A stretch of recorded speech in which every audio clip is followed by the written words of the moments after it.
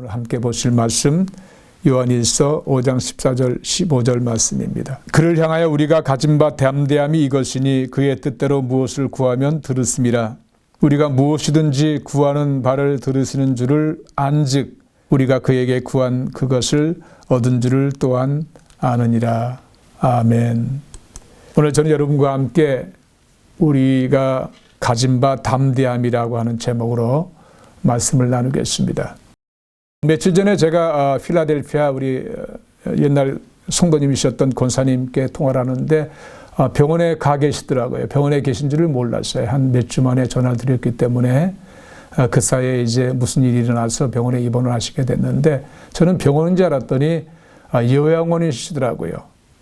그런데 많은 말씀을 나누고 이제 그러면서 한 가지 느낀 것은 우리가 옆에서 중보기도 하고 위에서 기도하지만 신앙은 본인이 하나님의 자녀가 된 다음에 누려야 될 귀한 것을 강렬히 붙잡고 누려야 된다는 사실을 깨닫게 된 것입니다. 그래서 오늘 본문에서 같이 나누지만 우리가 가져야 될 담대함, 내가 어려움에 속하고 지금 정신적으로 좀 어려운 일이 발생하고 했을 때에 우리가 놓지 말아야 될 것은 무엇입니까?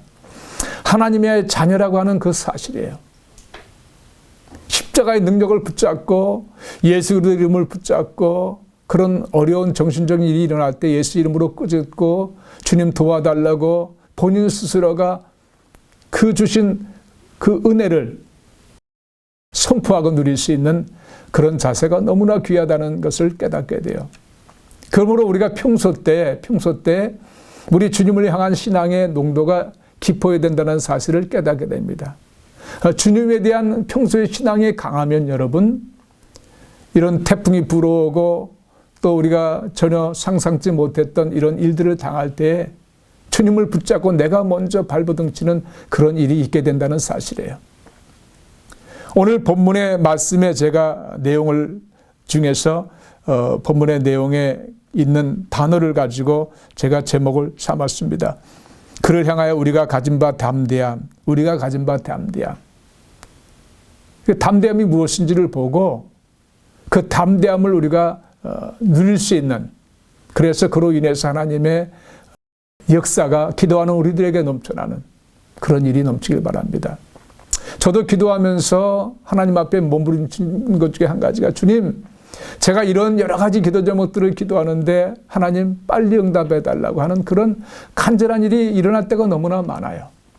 성도님들이 일을 당하고 또 어떤 일들을 진행할 때 잘 풀려지지 않을 때에 그때 얼마나 답답하겠어요. 그럴 때 저도 하나님 앞에 기도합니다. 하나님, 제가 그 일을 위해서 기도하는 것을 우리 성도님이 잘 알고 계신데 저 빨리 응답 주셔야 저도 저 체면이 쓰지 않겠습니까? 하는 인간적인 생각도 솔직히 없는 것이 아니에요. 하나님께서 역사하시는 시간이 따로 있고 그분께서 가장 좋은 방법으로 베풀어 주시는 은혜가 따로 있는데도 불구하고 역시 저도 인간인지라 하나님 빨리 응답해 달라고 하는 간절한 그런 목매임이 있는 것입니다. 중요한 것은 우리가 하나님께 기도하면 응답 주시겠다가는 분명한 사실이에요. 오늘 본문은 그것을 우리에게 말씀하고 있습니다. 14절 보시면요. 그를 향하여 우리가 가진 바 담대함이 이것이니 그의 뜻대로 무엇을 구하면 들으심이라. 여기서 제가 보고 싶은 단어는 첫 번째가 하나님을 향하여 가진 우리의 담대함입니다. 여기서 하나님을 향하여라고 하는 프로스라고 하는 헬라어는 하나님께 대한 우리의 관계성을 말하고 있는 거예요. 예수님을 믿고 얻은 생명의 관계라고 하는 거예요. 생명의 관계에서 얻어진 그런 하나님과의 끊을 수 없는 관계 속에서 우리가 하나님을 향하는 그런 마음을 나타내고 있는 거예요.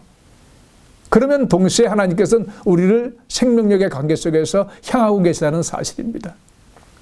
그렇기 때문에 우리가 하나님에 대해서 이런 어떤 마음을 가질 때 그 마음은 우리에게 주시는 우리가 담대함이라고 하는 것이에요. 우리가 하나님에 대해서 우리가 향해서 마음을 가질 때 우리가 담대함을 가져야 된다는 것입니다.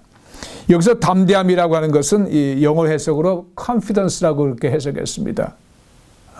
확신, 신뢰. 히브리서 4장 16절에 보시면 그러므로 우리는 긍휼하심을 받고 때를 따라 돕는 은혜를 얻기 위하여 은혜의 보좌 앞에 담대히 나아갈 것이니라. 여기서 담대히라고 하는 말과 똑같은 단어를 오늘 본문에 쓰고 있는 것입니다. 우린 예수님을 믿는 구원받은 하나님의 자녀가 되었기 때문에 이제는 더 이상 막힌 담이 없이 하나님께 나아갈 수 있는 그런 컨피던스, 자신감, 신뢰, 담대함을 가진 자가 되었다고 하는 거예요. 여러분, 이것을 우리는 분명히 누려야만 됩니다. 많은 사람들 중에서 예수 믿고 구원받았다고 하는 크리스찬들 중에서 하나님께 담대하게 나가지 못하는 사람들이 예상외로 많습니다. 왜 그럴까요? 그것은 내가 하나님의 자녀가 되었다고 하는 확신이 없기 때문에 그래요. 하나님에 대한 신뢰심이 없기 때문에 그래요. 오늘 이 본문에 보시면 하나님에 대해서 갖는 담대함은 무엇입니까? 하나님의 뜻대로 무엇을 구하면 들으심이라. 무엇을, whatever라고 되어 있어요. anything. 무엇인지 하나님의 뜻대로 구하기만 하면 들어주신다고 하는 것에 대한 불변하는 신뢰심, 자신감, 그것이 담대함이라고 하는 사실이에요. 여러분, 이런 마음을 여러분 갖고 있습니까? 우리가 하나님 앞에 나가서 기도하면 무엇이든 기도하는 것에 응답을 주신다는 그와 같은 것을 여러분 확신하고 있습니까? 이것을 우리는 가져야만 됩니다. 그러면 하나님의 뜻은 무엇일까요? 그의 뜻대로라고 되어 있는데 여기서 뜻이라고 하는 것은 델레마라고 하는 헬라어를 썼는데 이것은 하나님께서 이루고자 원하시고 결심하신 것을 말합니다. 하나님의 지정의를 말하는 거예요. 하나님께서 의지를 선택하시고 또 어떤 소원을 가지시고 기쁜 마음으로 이루고자 하시는 그것이 하나님의 뜻이라고 하는 것이에요. 물론 성경에는 하나님의 뜻이 많이 기록되어 있습니다. 데살로니가 전서 5장 16절 18절에 보시면 항상 기뻐하라. 쉬지 말고 기도하라. 범사에 감사하라. 이는 그리스도 예수 안에서 너희를 향하신 하나님의 뜻이니라. 항상 기뻐하고 쉬지 말고 기도하고 범사에 감사한 생활을 하는 것, 여러분 그것만 하나님의 뜻인가요? 많은 하나님의 뜻이 기록되어 있어요. 근데 그 모든 것들을 딱 세 가지로 제가 정립하면 첫 번째는 하나님의 자녀가 되는 것이 하나님의 뜻이에요. 가장 간절한 뜻이에요. 그것 때문에 예수님을 이 땅에 보내셔서 십자가에서 우리 죄를 다 도말시키시는 일을 하신 것입니다. 예수님께서는 우리를 위해서 십자가에서 못 박혀서 물과 피를 다 쏟으셨어요. 그것이 하나님의 간절한 뜻이에요. 그것이 첫 번째 뜻이에요. 모든 사람이 다 구원을 받는 것. 디모데전서 2장 4절엔 이렇게 말씀하고 있습니다. 하나님은 모든 사람이 구원을 받으며 진리를 아는 데 이르기를 원하시느니라. 모든 사람들이 다 구원받는 것이 하나님의 간절한 뜻이에요. 예수 믿고 구원받아 하나님의 자녀가 되는 것이 간절한 뜻입니다. 그 다음에는 하나님의 자녀로서의 권세를 가지고 살기를 간절히 원하세요. 여러분, 하나님의 자녀라고 하는 것이 뭡니까? 하나님의 자녀의 권세를 받은 자가 되었다는 거예요. 영접하는 자, 그 이름을 믿는 자들에게는 하나님의 자녀가 되는 권세를 주셨으니, 여기서 권세라고 하는 것은 엑스시아라고 헬라어로 표현합니다. 오토리티라고 하는 뜻이에요. 하나님께서 가지신 그 권세, 자녀들은 당연히 누려야죠. 아버지가 가진 그 권세를 자녀는 누리는 거예요. 물론 아버지가 가진 권세의 모든 것을 다 누릴 수는 없지만 그 자녀로서의 아버지 품 안에서 누려야 될 권세들이 있다는 것입니다. 근데 이 권세를 우리 성도님들이 망각하고 누리지 못한다면 늘 마귀에게 억눌림을 당하고 마귀에게 조롱거리가 되고 세상에서 그냥 쓰러져 버리는 그런 자가 되는 것을 우리 주님은 결코 원치 않는다는 거예요. 주신 권세 이름 예수 이름을 가지고 능히 대적하며 나가기를 원하시는 거예요. 그렇기 때문에 하나님께서는 간절한 뜻이 예수 믿고 구원받은 하나님의 자녀가 되는 것뿐만 아니라 자녀로서의 권세를 가지고 이 땅의 삶을 주님 만날 때까지 누리기를 간절히 원하시는 것입니다. 그러기 위해서는 세 번째로 말씀을 따라 사는 것이라는 거예요. 하나님이 간절히 원하시는 것은 뭡니까? 하나님의 뜻이라고 하는 것은 바로 성경 말씀에 다 기록되어 있어요. 하나님의 마음이 이 편지에 기록되어 있습니다. 그러므로 하나님의 말씀을 따라서 온전히 사는 것, 그것이 하나님께서 원하시는 간절한 하나님의 뜻이라고 하는 사실입니다.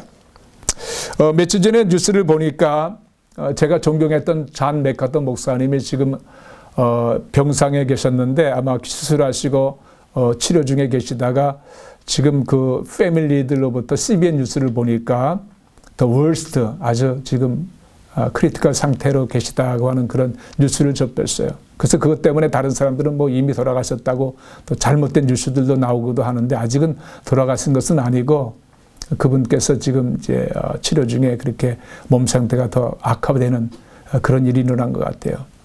저는 미국에 처음에 오면서 30년 전에 오면서 가장 먼저 들은 설교가 그분의 설교입니다.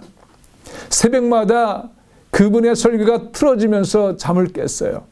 물론 그때는 영어도 부족하기 때문에 지금도 물론이지만 잘 알아듣지 못하는 일들이 많았지만 어쨌든 그분의 목소리를 들으면서 하루가 시작됐어요. 그분은 현대 이 미국 사회에 이 복음적인 근본주의 노선을 가장 강력히 이루어냈던 분입니다. 그분의 영향력은 대단합니다. 그래서 그분이 해설한 그런 성경이라든지 또는 그의 강해 설교는 지금도 능력이 있는 거예요. 이분은 그 설교 해석을 할 때에 말씀을 해석할 때 문자적인 해석을 주로 그대로 인용을 합니다. 그러다 보니까 고린도서 14장 34절에 여자는 교회에서 잠잠하라, 이 말씀을 이분은 있는 그대로 받아들여서 여자들이 교회에서 활동하면 안 된다고 그렇게 설교도 하시더라고요. 물론 그 교회가 지금 대형 교회가 되고 많은 여자분들도 그 교회에서 헌신하고 봉사하는 그런 아름다운 교회입니다. 그런데 그분은 그 해석을 하면서 이 교회에서 잠잠하라고 하다 보니까 장로로 세우는 것, 목사로 안수 세우는 것을 이분은 반대했었어요. 그러니까 문자적인 해석을 하다 보니까 그렇죠. 그래서 이 성경 해석이라고 하는 것이 너무나 중요한 것입니다. 그때의 상황과 그 환경과 시대적인 그런 때를 따라서 잘 분별해야 될 의미가 거기에 있는 것입니다. 그래서 저는 제가 지난번에 페이퍼를 한번 쓸 기회가 있었는데 은사 종지론에 대한 것을 이분은 굉장히 강조하시거든요. 이제는 은사는 이 초대교회 때 사도들 때 시대에 끝나버렸다 라고 하는 것을 이분은 강조하시면서 지금은 더 이상 은사 시대가 없다. 그래서 오순절 역사가 일어나는 가운데서 지금 일어나는 많은 형상들은 다 마귀들의 장난이다. 이렇게 이제 그분은 책에 그렇게 썼어요. 저는 개인적으로 이분의 그 내용에 대해서는 비판을 가하면서 그분이 왜 그런 말을 했는지에 대한 의도를 저는 알게 되는 거예요. 왜냐하면 여러분, 성령이 강력히 일어난 그런 교회들의 신앙인들에게는 잘못하면 이 악한 원수마귀도 강하게 역사하기 때문에 속임을 당해요. 그래서 자칫하면 내가 은사를 받았기 때문에 내가 정말 뛰어난 놈이다. 내가 뛰어난 사람이다. 그래서 다른 사람들의 말을 무시해버리고 또 담임 목사님의 말을 무시해버리는 그런 일이 생기지 않습니까? 얼마나 주님 통탄한 일이겠습니까? 은사 받았다고 그 은사를 자랑하고 은사를 통해서 자기가 우상 숭배를 받는 그런 일들이 얼마나 많이 일어났습니까? 그런 것에 대한 경고로서 이 잔 맥카터 목사님은 말씀하신 거라고 저는 그렇게 해석을 합니다. 여러분, 우리가 말씀을 따라 살아야 될 이유가 바로 여기 있는 거예요. 바로 말씀을 해석하고 성령께서 도와주시는 그 말씀을 통해서 우리가 그 말씀을 붙잡고 나갈 때에 우리 하나님께서는 그것을 너무나 기뻐하시는 그런 마음을 갖고 계신 거예요. 성경의 기록의 말씀을 따라서 순종해 나갈 때 비로소 우리는 아름다운 자녀의 삶을 살아갈 수 있습니다. 오늘날 개인적으로, 가정적으로 또는 단체적으로 이 불협화음이 일어나고 많은 문제가 생기는 일은 무엇입니까? 크리스찬들이 말씀대로 살아가지 않기 때문에 그래요. 말씀대로 살아간다면 결코 그런 일이 일어나지 않게 됩니다.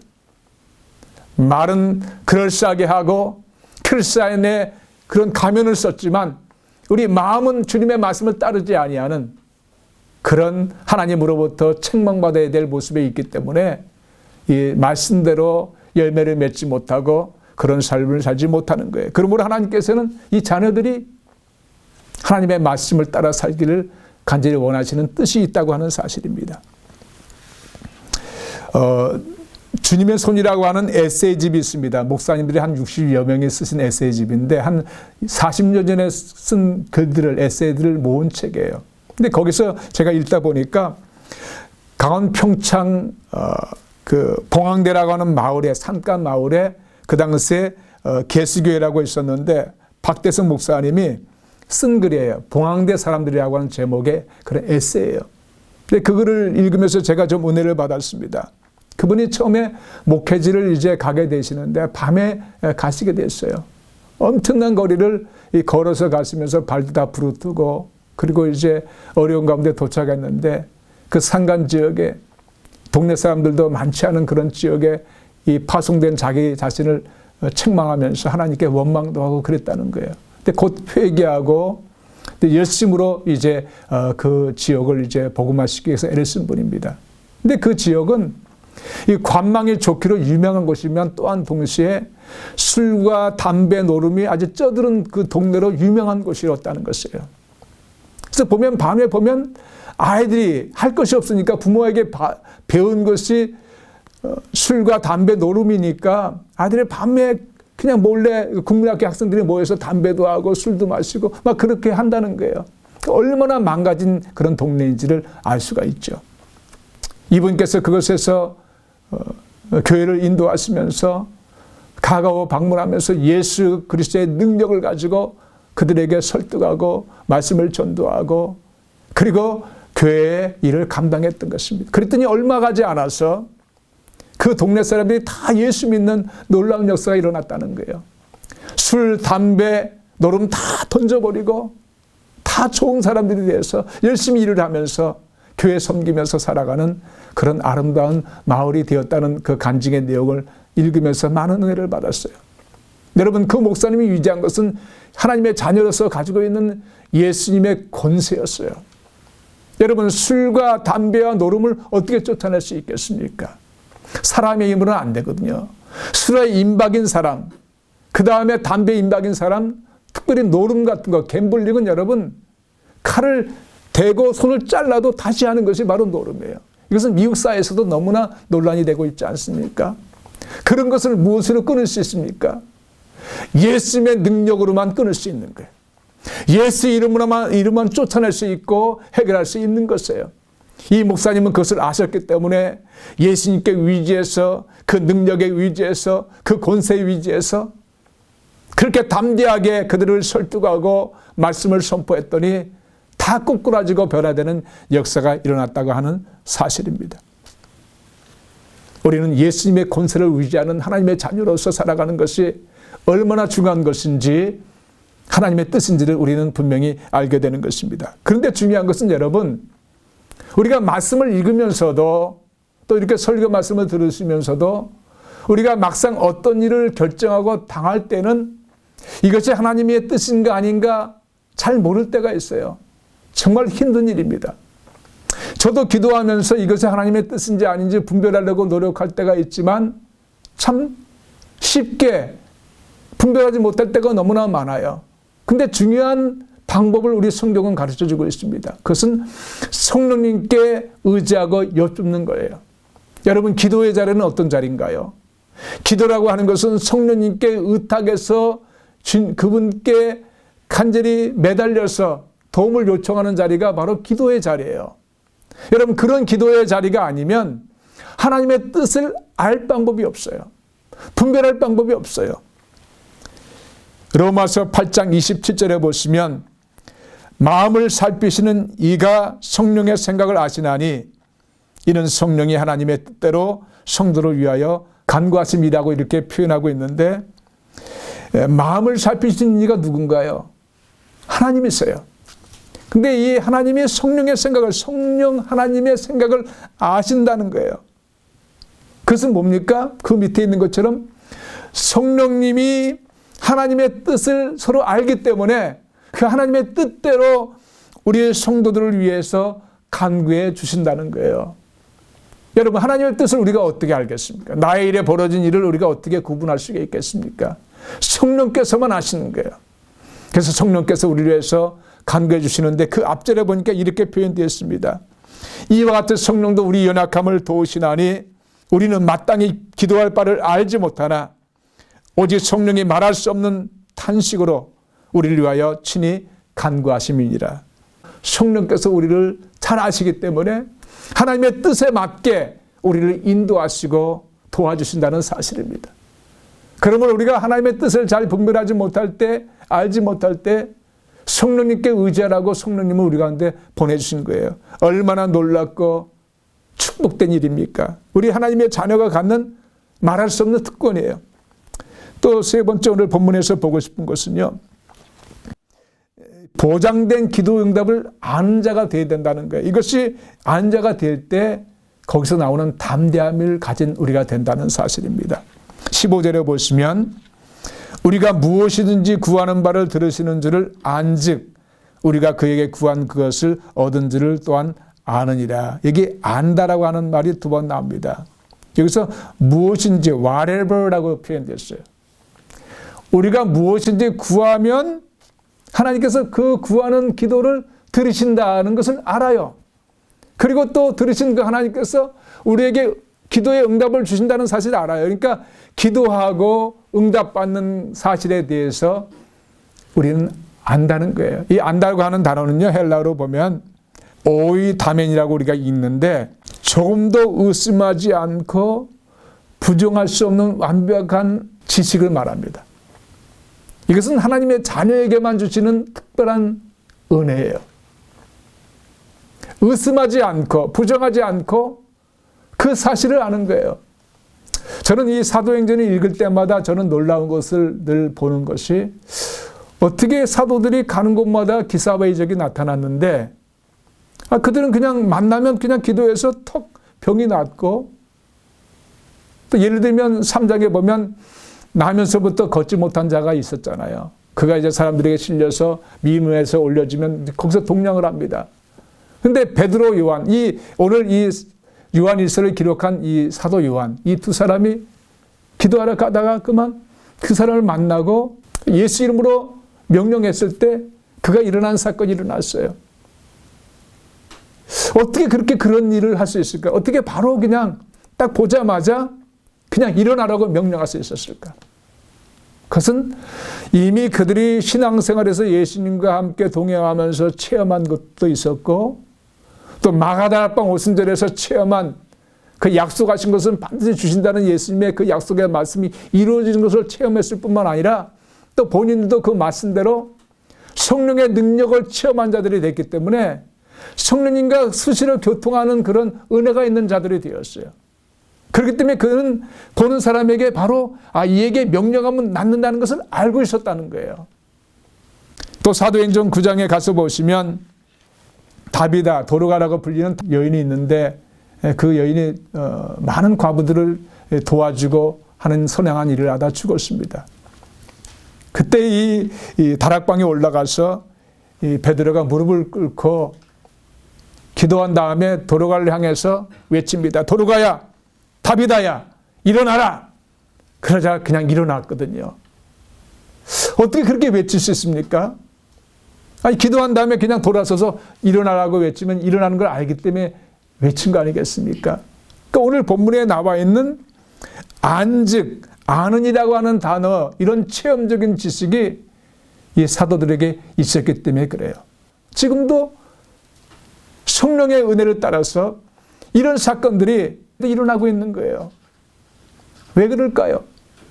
성령께서 함께 하시는 능력은 우리를 하여금 그런 체험을 통해서 우리가 기도하면 하나님께서 들으신다는 사실을 우리가 부정하지 않고 의심하지 않고 알게 되고 또 하나님께서 우리에게 무엇을 구하면 바로 들으실 뿐만 아니라 응답하신다는 사실을 알기 때문에 우리는 담대함을 가질 수가 있는 것입니다. 자신감을 가질 수가 있는 거예요. 신뢰를 가질 수가 있게 되는 것입니다. 말씀을 마치겠습니다. 우리가 신앙생활을 하면서 이 기도 응답에 대한 자신감이 없다면, 확신이 없다면 얼마나 불쌍한 일이겠습니까? 얼마나 허공을 치는 그런 신앙의 길이겠습니까? 얼마나 슬픈 종교적 행위이고 형식이고 장식품에 불과한 일이겠습니까? 근데 오늘 이 본문 말씀 우리에게 분명히 말씀하십니다. 담대함을 가지라고 하는 거예요.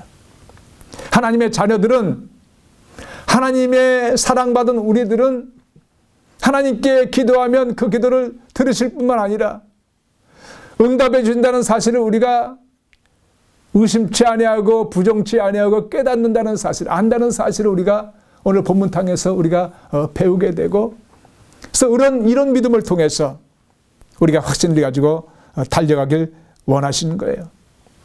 하나님과의 우리의 관계는 끊을 수 없는 사랑의 관계입니다.